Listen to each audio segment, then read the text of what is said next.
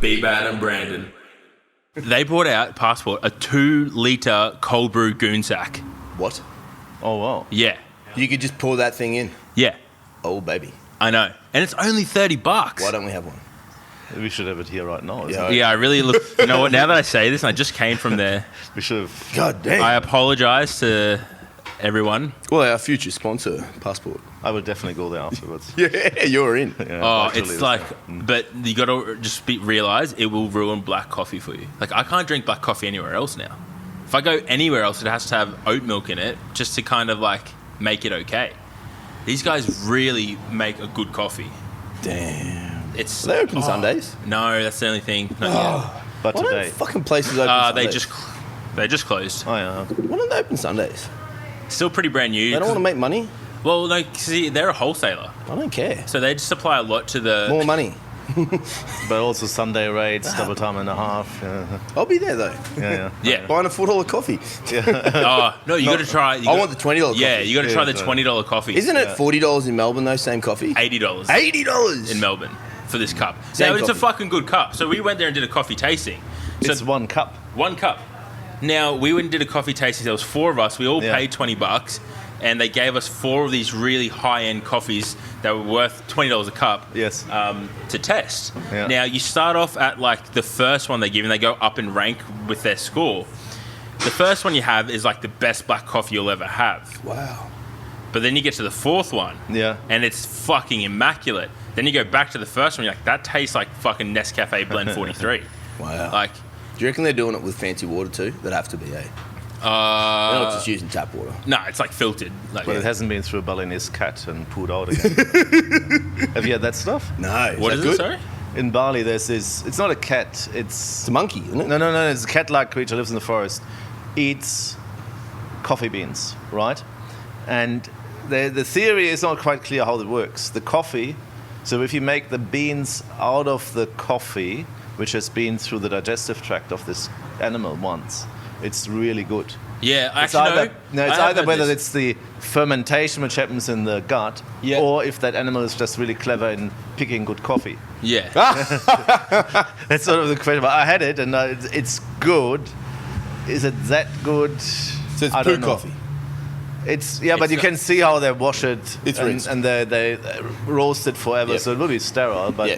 No, it's poo coffee. essentially it's poo coffee. Yeah, but- essentially it's poo coffee. But I've heard of it because these guys get like a lot of Bit droopy. beans from like PNG, South America. Yep. Like they got a different rate. You guys, Passport Coffee. yeah. I'm sorry, like I'm just. yeah, but it's not open Sunday. I can't go. Dude, we'll go on a date Okay. and we'll have the coffee tasting. Ooh. And I just want to give a quick mention before we start this episode officially. Johnny's haircut. Yeah. Mullet's gone. How do you feel? Cooler. A lot cooler. Yeah, Faster, streamlined. Younger. Younger. I've been You called fucking younger. look younger. You look- Youthful. Wouldn't go as far as youthful, but you look younger. Thank you, sir. No worries, sir. I have an open public announcement of it just proves how much tougher women are than me because they have everyone. long hair and it's fucking hot and it sucks. So shout out to all the women with long hair. I appreciate what you're doing. But I mean, in your is it 3rd or 4th job as a security guy? Yep. You now look a little bit less scary though. Yeah, I'm gonna have to grow a bit more beard. Yeah. A little tighten the shirt up a little Tighten the too. shirt up a bit, You yeah. know, Yeah. probably flex the I tats a reckon- bit more as well. I reckon you could get away with it in the security if you just bring your crazy eyes out, like when you're about to deadlift. Oh, yeah. There we go. Yeah. I have a very cold look. That's the Yeah, way I go. Everyone's got to have a persona, I think, when they go into that room, and mine is a very cold, sharp. What are you doing? You're like you're dead inside. Yeah, I like it. and just without words. What do you think you're doing there? Yeah. And then you just give a subtle sentence of, you don't want to do that. Yeah. Oh, I felt that. I felt that one. Good choice. Yeah. Normally, Very. that's a good way to de-escalate. Yeah, Being the right. key word. Some people like to go in loud. I don't think you need to. I feel like that creates more. Like it adds to the already. You can bring tense things scene. up a little Yeah, bit. like you want to 100%. de-escalate. That Yeah, should yeah. be your number one, isn't it? Yeah, absolutely. Yeah, you don't want to go hands on. Especially- De-escalate's the key. But sometimes, say that, man, you just got to parent the person who's in there who's just acting like a child and just like you need to shut the fuck up and stop being an It's idiot. not. I mean, your employer is there, Queensland Health, isn't it? It wouldn't be a good look if you leave plenty of fractures every week behind whenever you. Absolutely, yeah. De-escalation is the key to victory. There. Yeah. And you don't want it. You really don't too want much to risk escalate, and danger involved if you have to go hands on too. I've said to Johnny though that he is probably the fittest of the guys there. I don't know if you've seen the other security guys. So with most of them, I think I can outrun them. If they grab you. Well, I don't want to be grabbed. I don't want to grab them. They are some of the night. Like it's so odd because Lee is probably a classic example. And, bro, he's scary looking. Sorry, He's scary looking. he's fucking terrifying. He's I was big, in yeah. Prince Charles during COVID, was it? Yeah, you were there. Yeah, and like Lee recognized me, but he had this look on his face that wasn't too friendly at the time. Oh, yeah. Like, why are you fucking looking at me? And then he realized who I was, and I realized who he was, and then all of a sudden he has this smile on his face, and he's like, "Do you want a sandwich?" I'm like, "Oh, I'm actually in here for gut issues. Probably shouldn't." So nice. Yeah, But Lee's, there are some big boys. yeah, there. Lee's bigger than me. Neck tattoos. Oh, Leaner than me. oh man, did you see and- that video of him shadowboxing the other day? Oh, no. It was just abs. Yeah. Yeah, but there are a few guys who don't have the abs, Yeah, or yeah. have the abs well hidden. Cover the big island. Oh boys. yeah, they're all well hidden here. We're powerlifters, mate. Yeah, functional mass Yep. is what I like to call that. Well, the other thing is you got to look at is My- all mass is lean mass. Yeah, exactly. It's right. not. It's not. As a doctor, you might think differently about that mass, but All mass has the potential to be. you should probably say who this Functional guy is. Yeah, well, I mean, we're only a couple of minutes Yep. in by now. It's been 2 hours. Oh, now, I'm not going to even try to pronounce your last name. How do you pronounce it? It's pronounced Fiene, and I would not have got that. no, and even in Germany where I'm from, it's slightly unusual. Yeah, right. And I've been living in Anglo-Saxon environment now since '98, so England and Australia. I'm used to everything. Yeah, right. Fines is the most common I one. was I was gonna going to say, what's the yeah. strangest one you've got? Oh no, fines is Fines. normally it, yeah. and double N and S as well, like the actor or Yep. explorer. But Fiene, nobody gets right. No one gets that. Yeah, look, I would never have gotten that. But I'm going to call you Dr. Andre. That's fine. Welcome. Thank you. Welcome to Craig the gets Platform wrong. Podcast for episode 82. Shit. I think. I don't know. It could be. But welcome, sir. Thank you. Thank you. Now, I'm sure as everyone is an avid listener of the podcast. Andreas you is. Is he actually, though? Yeah, he loves Yeah, okay, sweet, cool. I was making sure. I'm not sure if he I've just... listened to a few. Good, so you know what's coming. Yeah. Here's my big problem, right? Because the few I've listened to, there was always people with sort of a red line, performance enhancing drug dietitian, whatever. And I just thought, where's my red line? Where's I know. what I'm do you just, I just want to I'm so sorry. You just walked in front of the camera. Oh, yeah. well, Yes, a professional setup we're running here, ladies and gentlemen. I was like, he's about to do this, Niall. And he did it. yeah. Anyways, I'm so sorry. I think we'll That's find all you've good, got a yeah. lot, bro. No, but You can at least talk with regards lots. to the 21 words of 20? introduction, I thought, where's my line here? What do I say? So it's really just a patchwork then, isn't it? Yeah. Are you ready, sir? 21 words, who you are, what you do. We count the sounds, the noises, and the words. I count them. He counts them. I can't count that high. I honestly, it's a It's a loose 21. that's a great word for that. It's a very loose It's 21. a PT 21. It is a Three more. Oh, Yeah. done, Yeah. You said 21. I know, 3 more. All right. Are you ready, sir? Ready? Yep, good. Go. Father, lung transplant physician, former judoka, wannabe powerlifter, business owner, You're at 17. 17, That's 18. seeker of happiness outside the gym. Little bit over 21, Yeah. but I like the way you finished. Yes. I really like how you summed everything of what you do, and then you're like, outside of that, you are seeking happiness. Man, I like that. Seeker of happiness. Well, you don't want to come along too up yourself and Oh no, you opened well with lung transplant physician. I was Definitely our first one. I thought that's what you wanted. No, the first one was father. I put father right on No, top. our because- first lung transplant specialist. Yeah, first lung transplant. that's a specialist. fucking big thing. There are about 5 of us in Queensland. Wow. Only 5? 6. One is on maternity leave. Yeah. Wow. Yeah. So it's a very, very, very, very specialized area. In Australia, you can perform or you can undergo lung transplant in Perth, Sydney, Melbourne, and Brisbane, and we know all each other. Yeah, So wow. if you just had an Australian lung transplant conference, it would fill this room with people who all know each other. And of course, you when you go to the international conferences and so on, the Aussies usually know each other and know who they are. And it's good because we are small comparative to other countries. There's a lot of cooperation, right? So if we in Brisbane have got somebody who is really, really sick, recent example, or last year's Christmas example, young kid on ECMO, which is this life support machine beyond ventilation. So this is, if you like, dialysis machine for lungs. Right. Big cannulas in your vessels, and blood gets pumped outside, oxygenated, gets put back into the patient. Because of COVID, a lot of people now know that this exists, extracorporeal membrane oxygenation.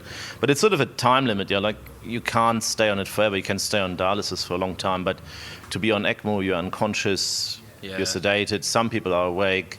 Wow. But after 10, 20 days, complications set in, and then they overtake, and then then it's over. Yeah. So I just saw that young girl yesterday in clinic. That's why she was on my mind. And see, last year I could then ring Melbourne, Sydney, Perth, and say, hey, we've got this young kid. Send us anything, and by anything I mean lungs, obviously, which you think if you don't have anybody as urgent, we would like to take precedence. And they do that, and we help each other out. And the next time Sydney rings, we will keep that in mind. So obviously, I've got a Queensland list of donors and recipients. And normally, if somebody passes away and the lungs get offered for donation by the family, then it will be first state of origin. So Queensland set of lungs will first go to Queensland, but then it goes on rotation: Sydney, Victoria. So if say someone in Queensland isn't as urgent as someone in Sydney, they go to Sydney. Yes, so that is the so-called urgent national listing. Right. And this is where we rely on each other, and this is where the small waiting list overall and the small place of Australia really helps. If you're in America, there a number of. If you're in America or Europe, a complicated algorithm determines, and you have to go by, how likely you are to die, how urgent you are. Oh, so they have an algorithm to You have to, because there's too many waiting. So you want to be fair. You want to be fair, so you have to calculate it somehow. But even that's a fucking hard choice to make too. Very hard choice, and it is sort of also, like in the past in America, it was the one who was longest on the wait list, right? Right. But then people would get put on the list earlier to have this longer wait time. There's people trying to manipulate the system. And also, and this happened not in lungs but in other organs in Europe, that certain blood measures are part of that algorithm which get you up on the list. And then doctors were tempted to put in wrong results to get their patients higher on the list. So that got found out, and then people lost their jobs. And because it will almost be a fine line between like your moral compass and then your duty as a doctor. Because you want to help the person. You want to help the person, but you got to follow the system. Here, and this is the critical part. Some hospitals get funding for the amount of transplants now becomes a messy, and then the public's trust in the system fails, and following a few scandals, I'm talking that for Germany, all of a sudden the preparedness of patients or the public to go onto the donor list goes down and down and down. So it's all based on confidence and trust. And I don't know the European system that well. I do know the Australian system very well, that I can say it deserves this trust. So you were a physician in lung transplant in Germany as well? No, I trained in Germany. Okay. Finished my training last year of med school. I went to Perth. Cool. Just as an exchange thing. Started to like and love Australia. went back to Germany, did my finals, thought I wanted to be in Australia long term. At that time, I had to finish 1 year to be fully graduated as an intern. Yeah, and Australia didn't take me, so I thought, oh, if I do that, or it was a year and a half, in fact, if I do that in England, then I'm more fluent in the medical lingo, the way of thinking, and because there was an exam, you have to pass the AMC, Australian Medical Council exam. I prepared myself for that, and then came to Australia, set the exam, passed the exam, and then could work here. Yeah. Oh, wow. But I've never worked in Germany, and occasionally I sort of think, is that something I should have done or could have done? But now it's out of the question with young kids here. So, I was tempted for a while to at least go there for a year, but once you've got mortgage and children, It's a long study period, isn't it? Like 8 years in total. Once you do the full internship. It was 6 years at med school, 1.5 of internship from the German background. Then I did 3 or 4 years just from resident registrar level. Was sit the physician's exam. After the physician's exam came 2 years of general thoracic medicine. Then I did an extra year in sleep and non-invasive ventilation, and then I did 2 years in lung transplantation. You've been studying for close to nearly 20 years. Yeah. Wow. But I mean, obviously, with each step, your responsibility goes up as well. Pay goes up a little bit, not much at the beginning, and but then of course you get financially rewarded very well. Yeah. So it's worth it on many levels. Once you tick off that 3-4 years of resident and you become the physician, you kind of have that option to stay in general practice, if I'm not mistaken, or head into a specialist. Or the people who go into general practice also follow a pathway, which is still a phase of learning with exams. And then you could go out there very early, or you can go out there a bit later, and then each specialty may have got their own exit exams. For surgeons, it's again much harder. They have much more compulsory exams and post exams and so on. And oh wow! It's fucking intensive. What made you pick lungs? It's interesting. I always admired the people who sort of since primary school knew what they wanted to do, and also at med school there were people who in year 1 said, "Oh, I want to be an ophthalmologist," and I sort of I fell more or less into it. It has a lot to do with how, maybe like anything in life, where you see the older colleagues as teachers and you respect what they're doing and how they practice their medicine. And I think with lungs, are we allowed to say that we're maybe a little more relaxed? Yep. and I was just lucky to work with really great senior teachers who influenced me. Yes. How often would there be a lung transplant? Is that something that's a regular thing? It depends on the size of the. Is that something that happens every week, or? Well, it's a funny business, right? Yeah. So you can do nothing for 2 weeks and then you do 3 in a row. Wow. So if you think about the logistics behind it, like when I worked in Sydney, we did 50 a year. But of course, we didn't do 1 a week. We did. Holy, that's. And this year, of course, like with anything else, because of COVID, our numbers are well down. We had been at 40 last year here in Brisbane, but with COVID, donation were just down. So, because we couldn't possibly fly to Melbourne and pick up a set of lungs. So you personally have to fly, or? No. This is so. Sorry. Just to explain my role a bit better. So I do thoracic medicine, so respiratory medicine. I see the patients who want to become lung transplant recipients. So I sort out, or me and a team. It's not just me. It's a huge multidisciplinary team from physios to dietitians, social workers, and psychologists. Because it's not for everyone. It's simply not for everyone. I sort out the medical side and see if they may or may become suitable for it. A lot of reasons not to go ahead. And there are a lot of reasons where to go ahead. Then, of course, I present them to the surgeon. We present them to the surgeon. The surgeon talks about the surgical suitability. And then I'm involved in the donation process. So typically when I'm on call, I would get a phone call from one of the coordinators saying, here's a set of lungs on offer, blood group or this height, here's the X-ray, that's the background story. And then I do some preliminary testing and we look at all the previous medical history, what's there with regards to viruses, bacteria, what's the mode of death, what does the X-ray look like, and then if we find out a suitable recipient, very often we can narrow it down to 2 or 3.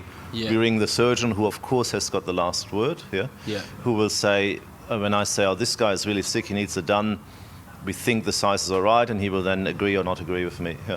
Then the surgeon does the operation, and then once after the surgery, the patient comes out to intensive care, so the intensivists do all the amazing life support, of course, and I predominantly then involved in the immunosuppression, so avoiding for the patient's body to reject the new lungs, and then the whole associated problems, and then I do the aftercare forever.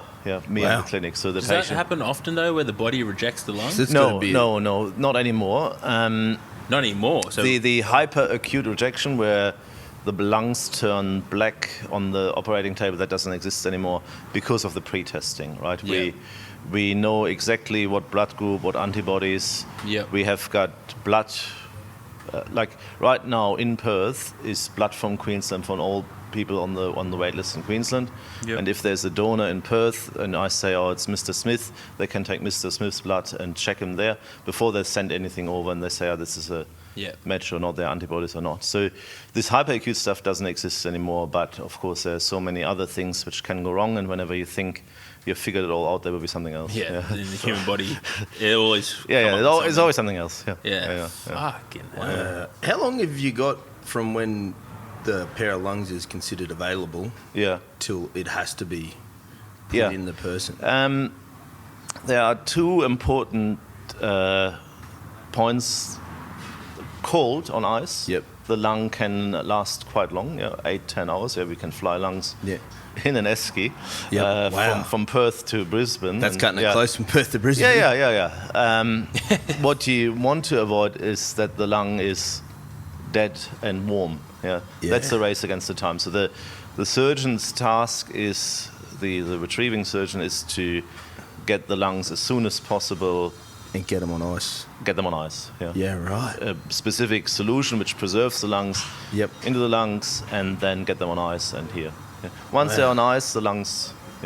And we do have nowadays also a machine for it's called an ex vivo machine, so where you can put the lungs on the machine, it gets ventilated and perfused, and we can see how it works before we put it into somebody. It's for organs which don't meet criteria, but they're not completely off the cards either.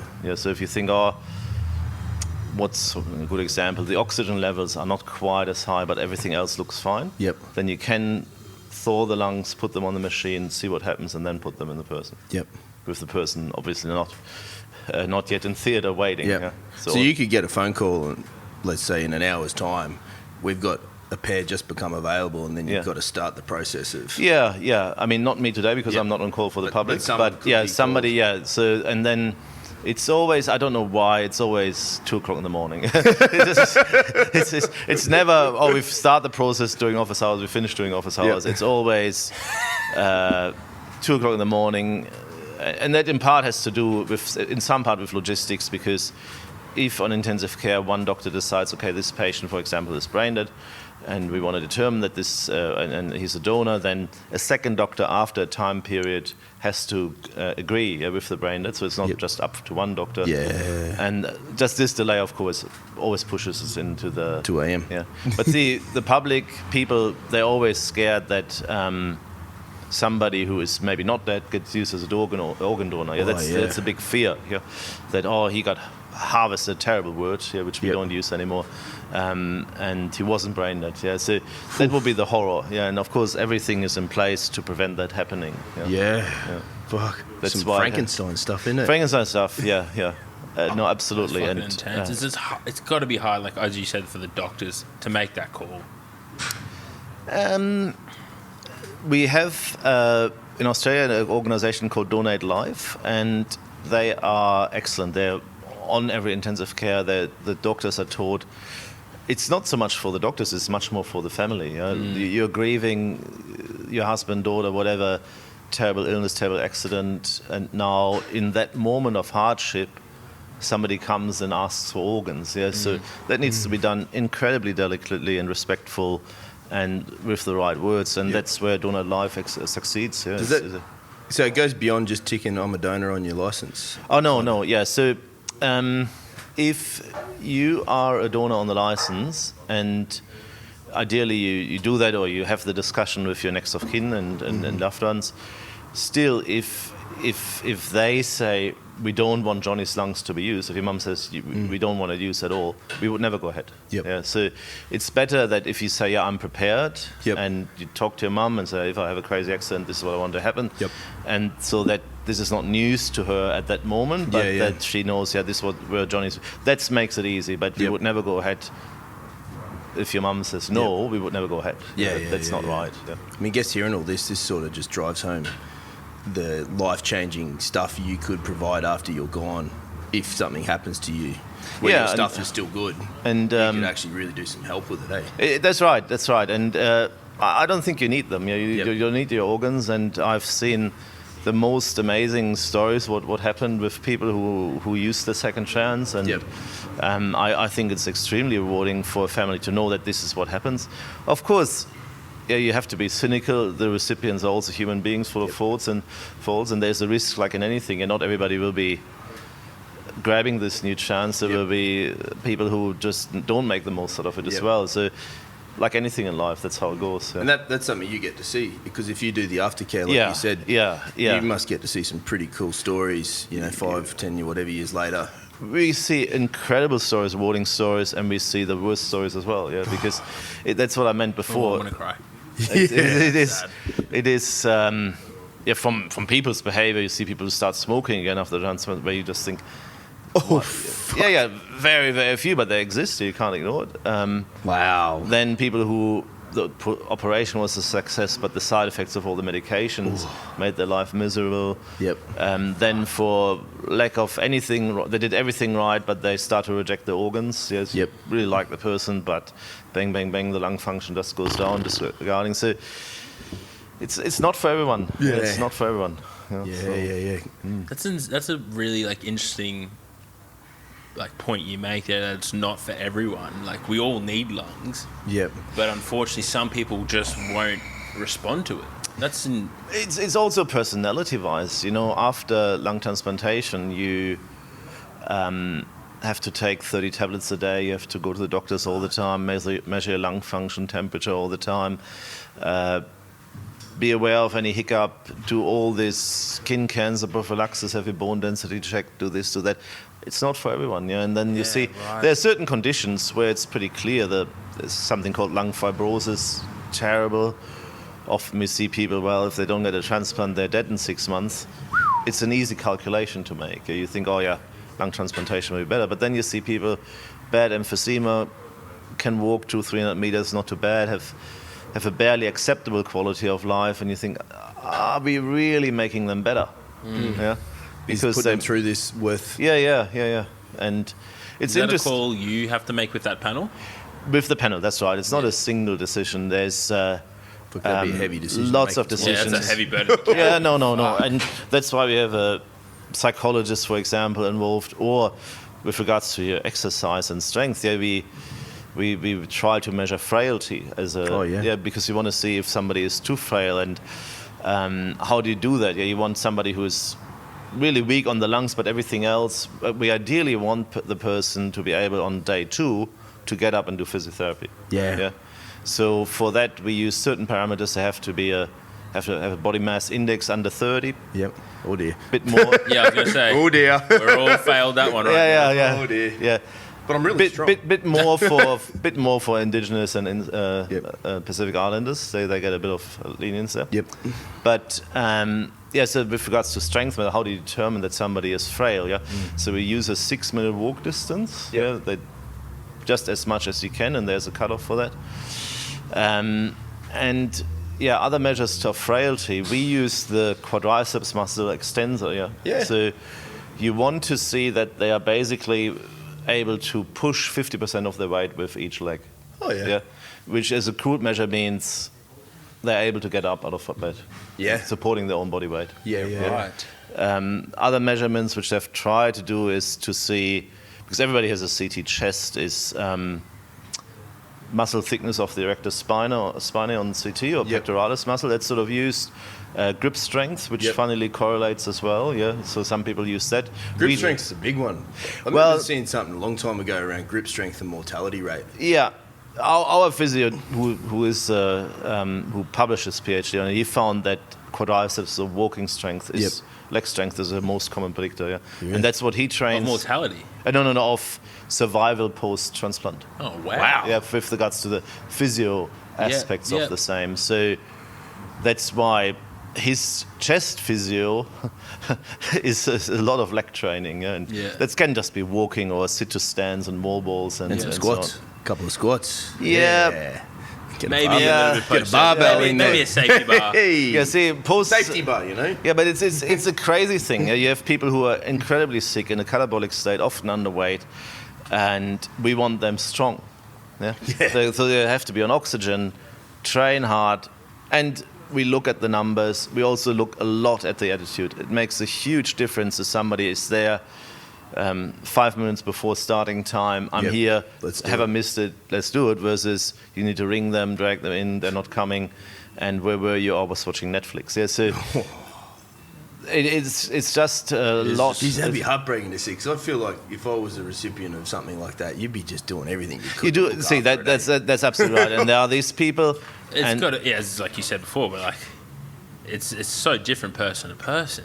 Yeah, every facet of that's just human. It's so interesting because like we could all sit here and we're all of the same agreement. I'm assuming that if we were in this unfortunate situation that we would do anything, because I would feel like there's an obligation to the family who's absolutely who's just provided their child or husbands or wives organs to myself, that I have an obligation to them to make the most out of it. Yeah, of course, and that's what you assume is natural, but you figure out it's not. Yeah. There are people who humans going to be humans.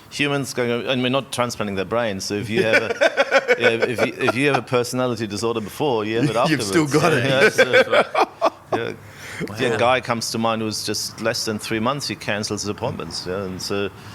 What do you do? How much do you chase them? Yeah, it's extremely disappointing, but so after the I know we're kind of skipping a bit of like you said they're on these 30 tablets a day. They're doing all these testing. How long does that last? Was that every day? So no, it becomes less and less and less. So first 3 months you're in hospital twice a week for clinic. Yeah, often coexisting with physio. Yeah, physio is so important. Yeah, it's again exercise. And then it becomes less frequent, depending on what. If you don't have complications, then you become only monthly.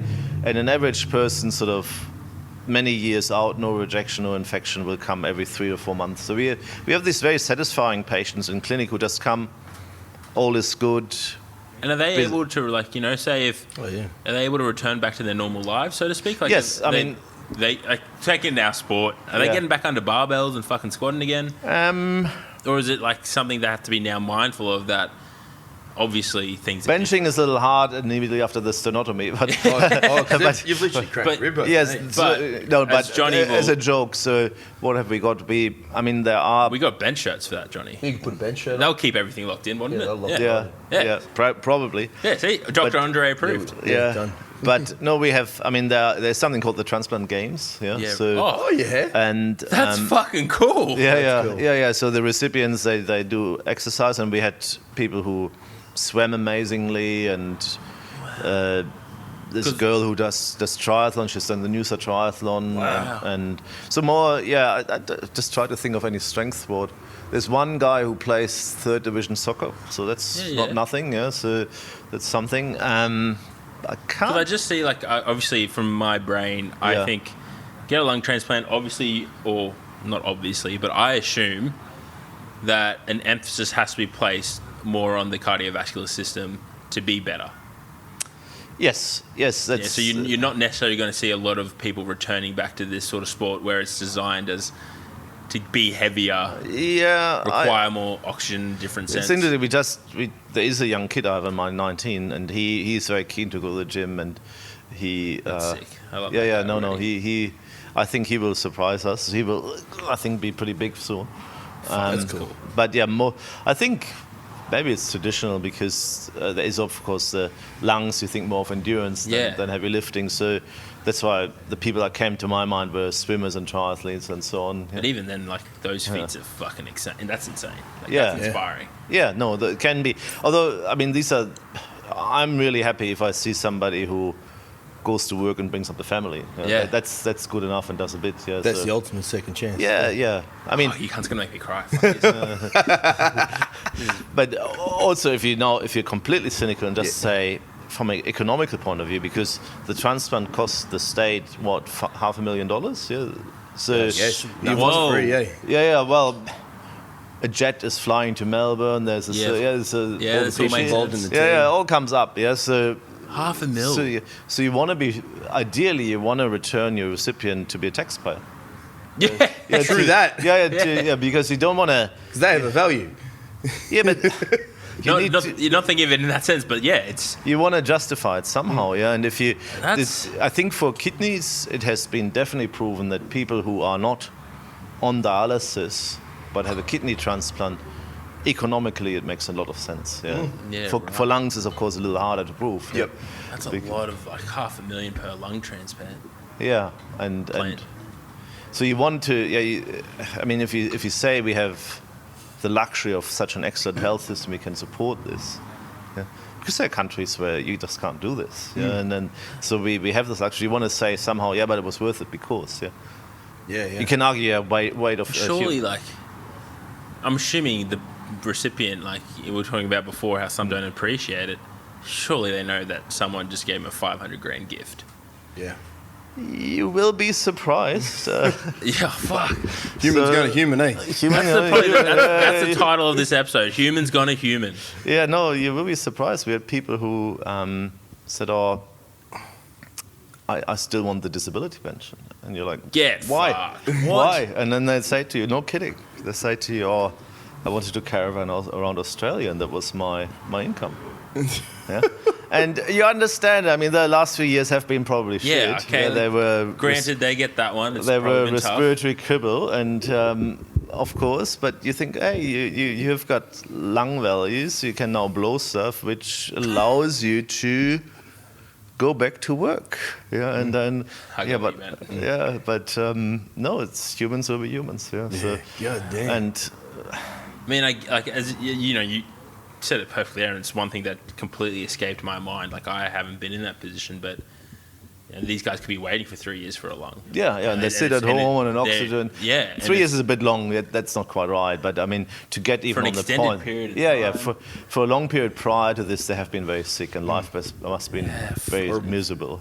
Yeah, it's one thing. So you understand it. It's hard to, I guess, for us to sit here and make comment. Obviously, a bit more for you. You've seen it firsthand, but for us to make comment, having not walked in their shoes, but like, at the end of the day, like, you still assume. But why do you want the disability pension if you are fine? When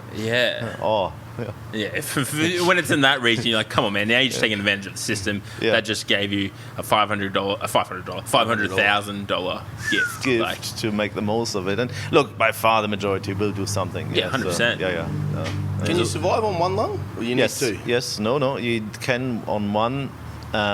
It's a good question because obviously sometimes, let's say the donor had trauma, and one lung maybe injured beyond repair, and the other one is still okay. Then in the right type of illness, not for all illnesses, you could put one in someone, and that'd be enough to. And you hope to slightly oversize. So it takes up a bit more space, and then works good enough. But no, I know a helicopter pilot with one lung. One's got to be better than none. Or two shitty ones. And can a boy lung go into a girl and a girl lung into a boy? Or with a degree. I mean, it depends on sizing. When you look at total lung volume, this may be the right thing, but it then has to do a little bit with your airway size and if the surgeon can knit it together or not. Yeah, so if you put a young female into an older, taller guy, there might be a problem with the diameter of the main airways. Yeah. So, but you look at it and you measure and you see. But boy can go into girl. That's That's cool. Gender neutral operation. Gender neutral operation. Very progressive. Yeah. Way ahead of its time. I like it. Yeah. Was respiratory specialist COVID a busy time or a potentially stressful time? Stressful extremely. Like everybody in Prince Charles got ready, thinking, "Fucking this here is we it." go. Yeah, I mean, and we weren't far off the mark. If you look at Victoria, they were extremely busy.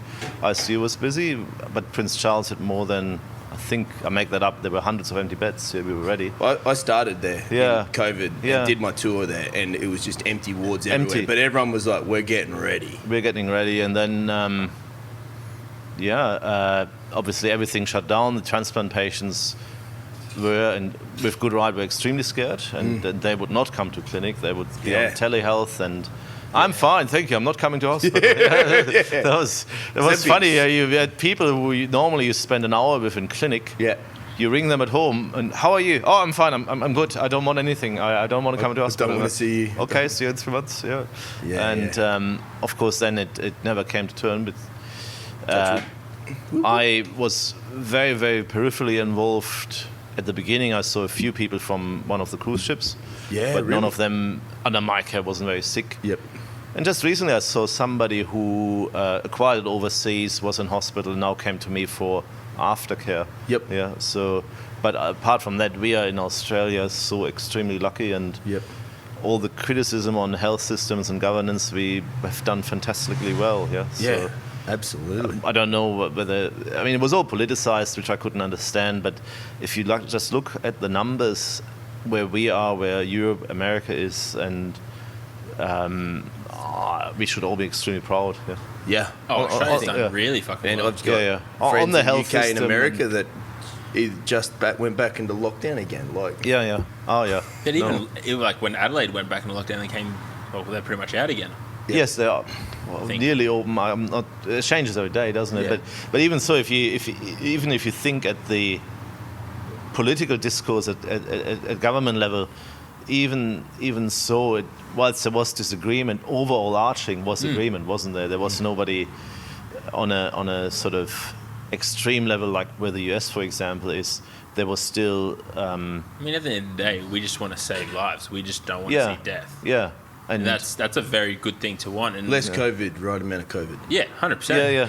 Yeah. And then you just like, one thing I don't think that crosses people's mind is patients like yourselves, like people at a higher risk because they've had transplants and been given this gift, and they're like, stay the fuck away from me. Oh, they were at home washing their hands. They did nothing. They were washing their hands after touching things they only touched. Probably No, and I think but it's so interesting, isn't it? Because everybody's washing hands this year. I haven't seen any influenza. Yeah, normally every winter I would have patients with influenza. I haven't seen any. Yeah. Go figure. Yeah, I think if there's a behaviour to stay in place post-COVID is cleanliness and washing your hands. Absolutely. You dirty humans. There's nothing worse than going to like a bathroom and not you see the dude not wash his hands after handling his stuff. You've shaked at least 10 times, man. You fucking wash those hands. Yeah, exactly. And then he touches the door you're about to touch as you leave. And you're just then like, your elbow. Yeah, you give it the elbow, but then your elbow's touched it. It's a fucking like knob, and then you gotta like get your foot involved and you just kick the cunt down. Yeah, but have you had the sniffles this year? Can you remember? I don't think I have. No. Nah, me either. And normally, I mean, you'd be the same as me. We're in such a people environment. Yeah. Oh, like you would always December you had 3 or 4 this year. Yeah. We're going to use this PSA, public service announcement.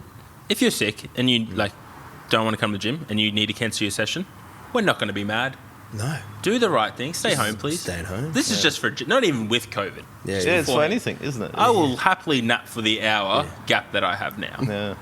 Yeah, how many stories do you get? I'd get them. One person comes in sick that week, all of a sudden 5 people are sick next week. Like, yeah. I just tell, if people rock up, they're sick, I'm like, go the fuck home. Stay away from me and go the fuck home. I'm on nap. Yep. Or go get food. Or both. No, but Probably both. I mean, I've got young kids, and even they. This year, my daughter, she's 6. She would have had twice maybe a runny nose. Yeah. And normally with kids that age, it's it's just a fucking what do they call it? A revolving door of sickness. Yeah. So we can do a lot, I think. And if it really stays and people immunize and wash their hands and be aware, I think that would be really good. Yeah. One of the best habits to come out of this. Don't be dirty. Yeah, don't be dirty. Yeah. Well, that kind of dirty anyway. Yeah. You can be dirty anywhere else. Bedrooms, be dirty. It's fine. By all means, go ham. Yeah. Man, I want to know about off completely nothing to do with medicine. Yeah. Some judo stories. Oh, yeah. How long have you been doing that for? Yeah. Like, when did you start judo? I started in year 1. My best friend took me. Year 1? Year 1. Yeah. I mean, you're only 28, so that's not that 28 and long a ago. half, yeah. No, we could work out that you've been studying for nearly 28 years. So. No, so judo is, it's maybe a reflection of the stubbornness of my character, but because I just stuck to it. Yeah, right. And did more and more, and like any sport, and also in particular martial arts, teaches you discipline, respect to the coach, and also if you do the same thing again and again, you get better at it, and then so you enjoy it more and so on. So I was never a kid who did 20 different sports and just eventually landed into something. I dabbled a little bit in boxing, I dabbled a little bit in, I think I went to athletics. That explains once. the fucking pipes on your arms. Did a bit of pipes forearms. Yeah. That triceps just looking at me. This kid's strong. Yeah. No. What are you benching? 240? No. You've done 3 wheels. Yeah. That's a good amount of wheels. Yeah, but I mean, my strength training history is quite funny in that, growing up in the 80s as a teenager, I got my knowledge about weightlifting out of bodybuilding magazines. Yeah, you did. Yeah, you fucking did. Yeah. So back when they weren't flaunted with supplement ads every second page. No, there were ads, but I don't know. I mean, you obviously see what were the names, like Lee Haney's program. Yeah. So I do Lee Haney's program. Yeah. You forget that Lee Haney is on every performance-enhancing drug under the sun. World. That's why you can do that volume. And I tried to do that next to judo and was completely worn out. There was and nothing was happening. And then you quickly realized I don't have the genetics to keep up with this. I didn't quickly realize. I persisted. You were determined. Yeah, no. As you said before, you're stubborn. Yeah, no. At a later stage in my career, I was actually in a center of excellence for judo, and I was doing my own weight training still. And I went to a really excellent coach, and I said, can you give me a weight training program? And he gave me something which was extremely reasonable, just to bench press, squat. We do a lot of pulling exercise, a little bit of pull-ups in there, maybe with sort of bench pull and so on. Maybe 4 or 5 exercises. And that's not enough. Yeah. He must be wrong. Yeah. He must be wrong. He must be wrong. And this is a guy who coached Olympic athletes. Yeah. But he's wrong. He is wrong. He's not jacked. He's not Lee Haney. Yeah. So I continued with my stuff. I would go after judo, go to the gym, do the Lee Haney workout. Yeah, sort of the bodybuilding, and wonder why I feel shit all the time. Yeah, and but never put 1-to-1. I had this discussion with Johnny the other week where I was always of the impression if I train more, I get better. Yeah, and that would more. And that would mean, for example, that was in my early 20s. I would go to the Center of Excellence Friday sparring. We call it randori in judo, for 2 hours, and then afterwards I jump on my bike and go to the other club and do another 2 hours of training. Yeah, and then that's a push bike too. Yeah. And then I wonder, why can't I sleep? It's really bizarre. You don't need sleep. Yeah, you don't need sleep, and so on and so on. So I was definitely training world champion. There's no question about that. But when it came to competitions, all this thing backfired because then I thought, you were just fucked. Well, also I need to train even more. Yeah. And of course, and then the next thing was with judo and weight divisions. I'm better off in the weight division below. I definitely need to fight under 73. Yeah, so wow. Recipe for disaster. Recipe for disaster. So by the time the competition came along, I felt weak, overtrained, and hadn't eaten. Yeah. So, and then of course I underperformed. Yeah. And see, my successes, if they came always unexpected, or when I accidentally did a taper. Accidentally did a taper. Yeah. I like how it would feed back into it though, because like, as you said before, you didn't perform, so then you're like, oh, I've got to train harder. Yes. But then if you did have a success, you're like, oh, well, all that extra training worked, so then you just do it again, and it's perpetuate this self-fulfilling prophecy. And again, that's quite funny. Yeah, and then there was of course also the other thing, the psychological aspect, which is so enormous, right? So I had honor, really, if you like, to be a training partner in that center of excellence. But I knew everyone. I knew the ranking. I knew everyone in Northern Germany. I just knew this guy is better than me, and I took that for granted, right? So he is better than me. Therefore, if I fight against him in competition, he will be better than me. And then, by conclusion, he was, because I already had given up. So it was so cemented in my mind that this was an unshakable truth that I was my worst enemy. Yeah, absolutely. 100%. Yeah. And the best competitions I ever had was later on in life in England, when I just sort of went as a hobby, it was just West of England tournament, never been there before, didn't know anyone, and threw out number 1 and 2 in the English national team on that day. And then the local coach was like, hey, you know who that was? And I'm like, no. So that barrier wasn't there. And then I thought, okay, this is what I should have done all my life. That would have been funny to have been those guys on the receiving end of that. They're just thinking, who is this guy from Germany coming through? It was. And there was no Google to Google you to find out your background. Or anything. There wasn't, and I don't even think it was computers. I'm kidding. No, they were computers. I'm not quite as old. I think not a dinosaur. Yeah. No, but on that day, I actually remember that. I don't know if that exists in powerlifting, but I had a sort of real flow experience where you don't think at all. Fucking that experience. You just do. Yeah, like you get on. Have you competed before? In powerlifting? Yeah. No. Not yet. Right. Next year. Next year? Yeah. Like we talk about. I'm not sure. But I talk about this a lot in terms of like that flow experience you experience. Yeah. When you're under that bar, you only have ears for one voice. Yeah. It's the fucking world's best feeling. Yeah. And and 9 out of 10 times it doesn't happen. Yeah, it's hard work. You muscle through. You go through, and then this flow comes through where everything works. Where you almost out of body experience. Where have you researched flow? Or looked into the science behind it?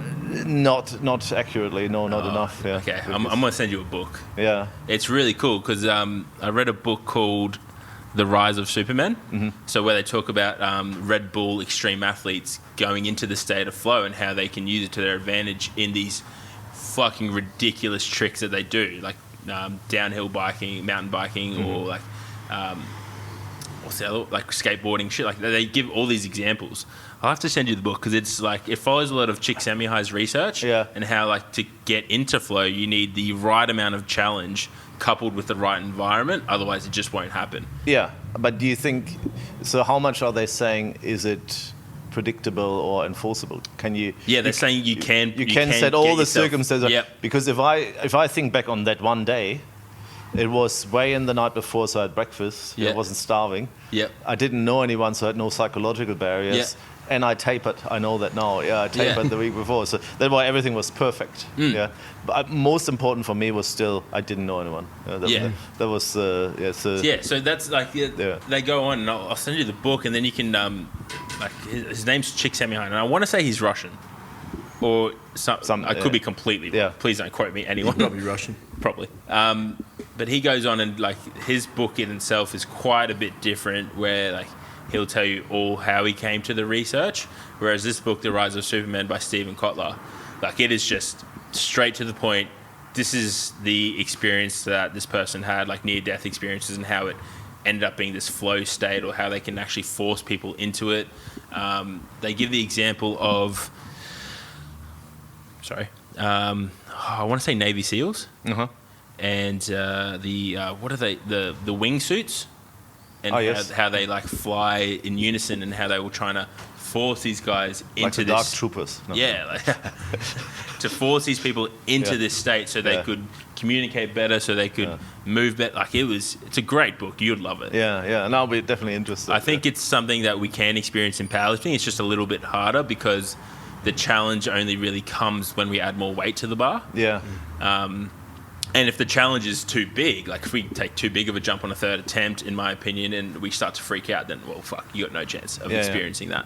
But you'll know, and I'm sure Johnny's experienced before, when you lift that barbell up and you're like, I'm on. I can't hear anything. I hear the ref, maybe my voice if I'm on the sideline, and that's it. And the clunk from the metal, Man, I can honestly tell you times where I have dance music in my headphones. There's dance music in your headphones. But like that's another thing. They talk about to create flow is like, stimulate the nervous system, and for you it's dance music. But like, there's times where I just don't hear anything. I can't hear the plates. I can only hear the ref say squat. So you found the conditions you need to create to get there. 100%, and it comes a lot from that fight or flight response, in this with the right amount. Is it physical or mental? Both. Where would you put more? Definitely more mental for me. Yeah. For me, it's because like I think you've got to be able to put yourself in that situation. Like, it's not a, powerlifting is a relatively safe sport. Like, we're not going to die. Yeah. If we get crumbled by the weight, there's people around us to save it. So I think the way you kind of mentally put yourself in that state is creating that almost fight or flight. And we had a guest earlier this year, Gwayne Johnson, episode 3, which I'm sure you've listened to because you listen to all our episodes. Very close, yeah. Many, let's say many. We'll say many. Well, he talks about like his shark mentality where he envisions and visualizes like it's him head on with a shark coming at him, which in his own scenario, which creates that fight or flight response. So he knows he can just flick that switch and go. So it's something similar, I believe, along those lines, which it works for me, and other people have different triggers. And I think once you find them, you can really start to harness this flow experience. The downside of it, which I'm sure you're aware of, is the dump afterwards, the down, the lethargic, and we've all experienced it to some degree. Oh, yeah. You can have a conversation in a coffee shop with someone, and then all of a sudden look at the clock and go, "Oh shit, that's the fucking time." And you've just entered a flow state with that person. Yes. And so afterwards, you'll feel a bit like, "Ooh, I'm a bit wrecked." There's never a free shot at anything with the human body, is there? No, there's always a give, and then it takes back. Yeah. What goes up must come down. Up the hill with the tiger. There's a tiger on the hill. There's another tiger chasing him. All right. Yeah. So you want to rub? What do you do? Well, I don't know which tiger. It depends which tiger you want to be. You either want to be the tiger on top of the hills. I can be the tiger. Yeah, you can be. I thought it was chased. No, you're the lion. Well, you could be a lion too. Yeah. We're not sure on the lion and where it sits, but there's definitely 2 tigers. One tiger's going up the hill, it's hungry, and there's one tiger on top of the hill, full. And this is where people are questioning, why do they run a podcast? Yeah. It's something to do with tigers anyway. There's 2 tigers. Yeah. Questionable lion, not sure where it sits. Questionable lion. Now, we put up on the questions. The questions on the Instagram yesterday. We would like to ask you. First one from Greer Mason. You are to bring snacks to his next training session. That's all from Greer. The next one. Also, why do you have weird dreams after red wine? That's a legit sleep complaint. Is that a thing? Okay. And I'm assuming it's just red wine. That's a good question. So obviously alcohol plays with your sleep, right? It suppresses REM sleep, and by that, as it's extreme, if you have ever been, I assume you never have, but let's just assume you know somebody who has been hungover, they would have spent all day in bed, sleeping, but not refreshed. Yeah. Right. It's like a coma almost, isn't it? Because you definitely don't cycle through the right amount of sleep cycles. You definitely don't have REM sleep. Yep. And I think that definitely interferes with your ability to dream. Why it's red wine and dreams are weird, I don't know. Maybe you wake up more frequently during a REM state and then you more vividly remember your dreams. But that's a guess. That's a pretty good guess, to be honest. I would just not have guessed that. So alcohol before sleep isn't a thing. It's the most commonly used sedative which people use to go to sleep. But it messes up your REM sleep. Which is the sleep you need. You need all sleep in proportion, in the right proportions. You need to cycle through deeper sleep, lighter sleep, deeper sleep, lighter sleep. And REM sleep, they say, is the one for memory consolidation and short-term memory and so on.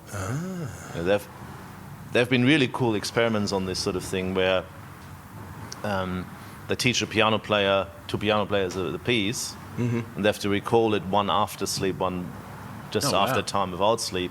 And the person after sleep is better. Same with with laymen, with test people, combinations of numbers on a keyboard. You teach them the combinations, you let them sleep, they have REM sleep, they're better in recall. Yeah, right. Yeah. That's fucking cool. Yeah, so if you're struggling for quality sleep, let's say you're not getting a lot of REM sleep over a long period of time, and like you're trying to study something or learn something, new skill, new talent, whatever, you're going to struggle to. Yeah, your sleep will make the learning more effective, and alcohol will have a negative effect. Yeah, right. Many people argue, but only the beer, whatever, slows me down and allows me to relax and so on. Yeah, because there is that effective force as well. Yep. So I think realistically, there must be a sweet spot. Yeah, maybe don't drink to intoxication. Yeah, maybe it's the one beer, not the two. Yeah? Yep. So realistically, but I think if you have sleeping problem, drinking less is always better. Yeah.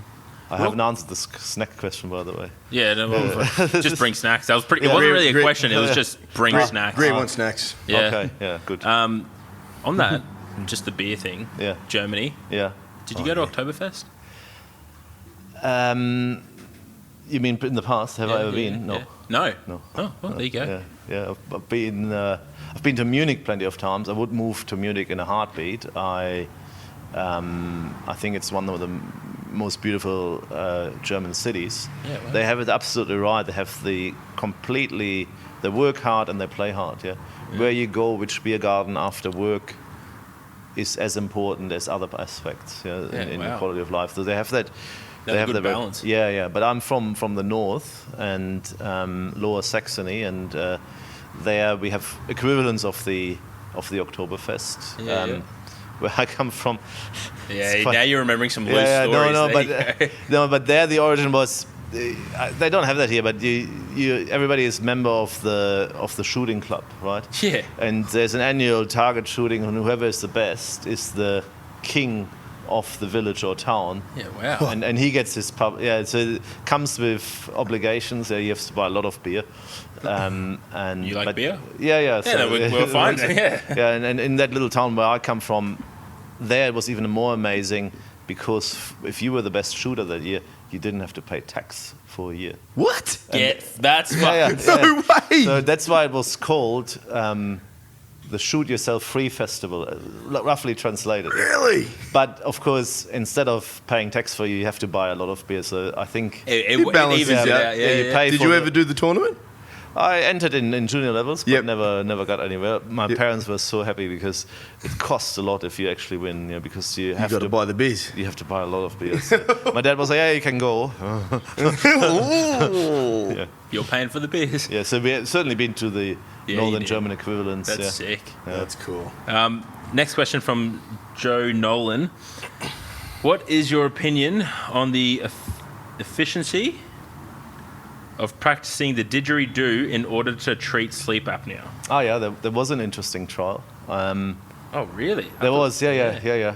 Because it, what they're saying and what they're proposing is that the didgeridoo. Why is all these sleep questions, by the way? I don't know. But there is. Well, we put up that we put up in your bio sleep stuff as well. Okay. Yeah, no. It's a really handsome photo of you too, by the way, on our story. Thanks. Obviously a bit younger. Yeah. So obviously they proposed that didgeridoo playing strengthens pharyngeal muscles, so the muscles in the back of your throat get stronger, and with an increased muscle tone, they were hoping to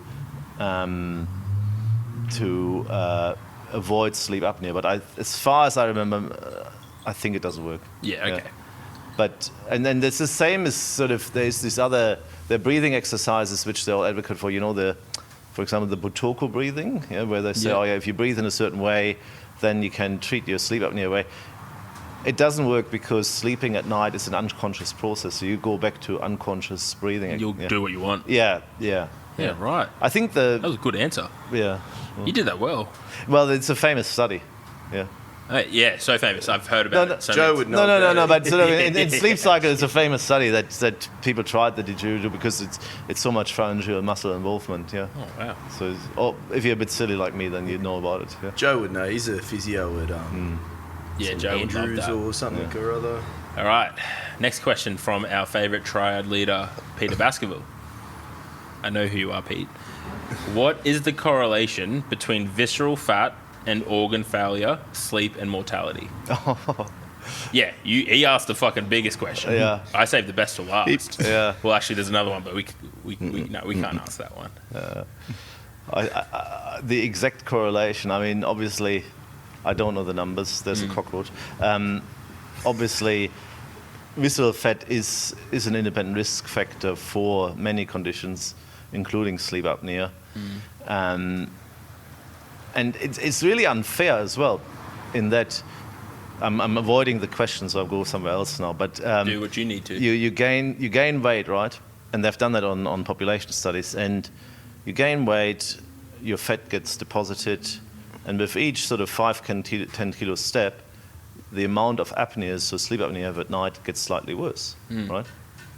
So you think once you're at your 140 and all fat, oh, I lose weight to get rid of the sleep apnea. What was before a pretty sort of steady incline, you hope, is also then again a steady decline again. But the fat in your neck, where it causes a sleep apnea, you mobilize pretty much last. So you lose weight, and only then when you come over a sort of certain point of no return, then you start actually seeing. Yeah, I see people who come to me and say, "Oh, I've lost 10 kilos, therefore I can have another study. I want to show they don't sleep apnea anymore." And I look at the BMI and say, "Nah, keep it." You're like, "You're still fat." keep on trying. Nice try. Keep on keeping on. Couple more salads. It's really proven. Yeah, the more on the up phase, it's pretty linear. The down phase is unfair. It's against you. Yeah. Sorry, Pete. Yeah. Damn, Pete. Sorry, buddy. He's still sleeping like shit. Nah, he's got a CPAP. Yeah, he's sleeping good now. Sleeping a treat. Fucking hell. Yeah, he lost. I can't remember the numbers.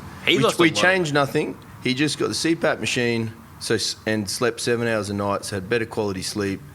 I think he lost 2 kilos of visceral fat or body fat in 6 weeks. Yeah, something crazy like that. But that's poor sleep. Yeah, it does so many harmful things to you. And unfortunately, on a hormonal level, it makes further weight gain so much more likely. Oh, really? Because you've heard of leptin and ghrelin. Yeah, one tells you you're hungry, the other one tells you you're full. They get muddled up. Yeah, so if you sleep poorly, you don't recognize when you're full. You're more likely to be hungry. Wow. And that's my life. They have don't own a business.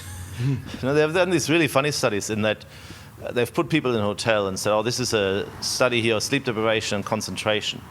You do this driving simulator and small little academic tasks, and we want to see if the group which sleeps 4 hours per night does worse than the group which sleeps 7 or 8 hours per night. And by the way, here's a buffet. Eat whatever you want. Yeah. And then the test. They're really looking at that. They're looking at the buffet. So the people who were sleep deprived got, I think it was, on average, something like 50 to 60% more calories than the people who were sleeping well. Yeah.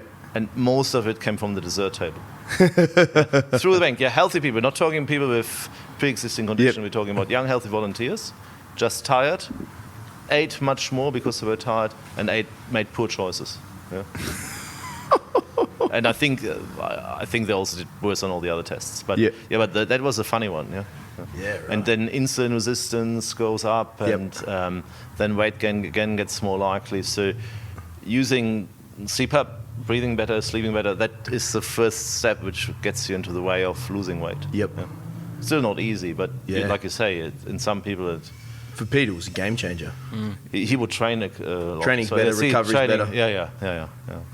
Yeah. Weight's falling off him like it's nothing. And literally all we changed for him was we set some rules around sleep because his sleeping behaviour was poor. Yeah. And then we got the CPAP machine to increase quality. Yeah. And I said before, there's no free shot in medicine, but with the CPAP there is, because that's always why I like prescribing it, because there's no side effects. You may not like it. It annoys the shit out of you. But if you get used to it. If the pressure is high, you swallow air. Big deal. Yeah, I don't have to say to you, it's harmful to your kidneys or. Yeah, so it's like a crutch if you like. But this is such an. I've seen people who, my life is in ruins, my job is going downhill, everything is awful, to loving life again. Yeah, so it's quite interesting how something as simple can actually treat things. Yeah. Fuck. Guess what, sir? Are you ready? Yeah. 10 questions coming your way. Yeah. First question. Yeah. You have 30 seconds to tell the world anything you want. Go. Anything. Anything you want. Tell the world. Tell the world. Oh, God. I think 10 seconds. with every field, medicine, sport, being a parent, we didn't talk about that at all, everything like that, you never grow because of hardship. And whilst you're there, without hardship, I mean, and whilst you're there, you don't realize it. But once you're there and you realize it and you change, then that's the major thing in life, I think. That was my That's good. 30 words, yeah. Damn, bro. That's good. Good words. What is the strangest thing you do, think about, or own? The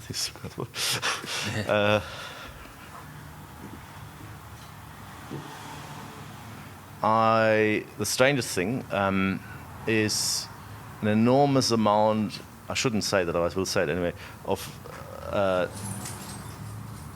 Nazi paraphernalia, which I've got nothing to do with other than what's in our family, and I don't want to get it out into some black market where people get crazy about it, so it's well hidden. So no one can get it. No one can get it, and has traveled with me over the world. See, that's quite a burden to keep. Yeah. It's if it would go out in the wrong hands, and maybe I shouldn't even say it, but there are crazy people around who would offer a lot of money for it. So I just think I hate that stuff so much, but I equally can't allow that to happen. Can't allow that to happen. Yeah, that's unreal.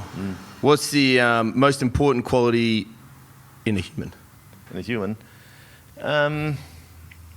as a value, I would say integrity. Yeah.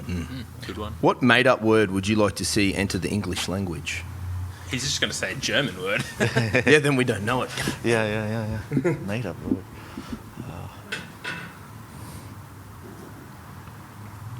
I think there should be a more descriptive term for how you feel after training when you're completely exhausted physically but mentally completely happy. Yep. I don't know what the word for that is. We need to make one up. Yeah. Yeah, what did old mate say in the simulation? There's no new words? Well, no, because there's no new words. We can't think of a COVID new word. wasn't a word last year. So he said we can't think of any new words? Yeah. Something like that. Yeah. What's your first memory? First memory is falling off a rock, breaking my arm. How do you feel about wombats? Slightly amused. What's something you learned last week?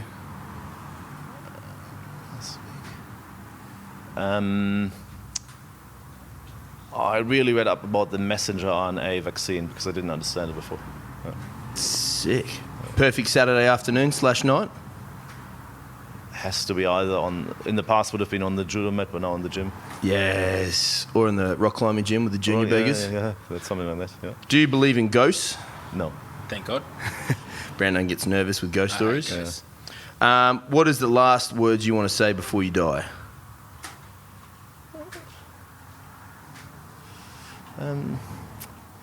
Don't know. I would like to express gratefulness for in one way or another. Yeah. Damn, you're a good bloke. Yeah. That's 10. Mate, you're a legend. Now, for people wanting to reach out, where could they find you? What's the best way to contact if they want to pick your brain about questions? I think my private practice website has my email. Yeah, sweet. Yeah. I'll throw that up in the show notes. Yeah. Man, thank you so much for giving up this Saturday afternoon. It's pleasure. It's been one educational and fucking great. We might need to get you back. Yeah, I'm just gonna I think we've only scratched the surface of Andreas. That was one of my favourites. That was really cool. That was awesome, man. Thank you so much. Thank you very much. Thanks for inviting me. Yeah.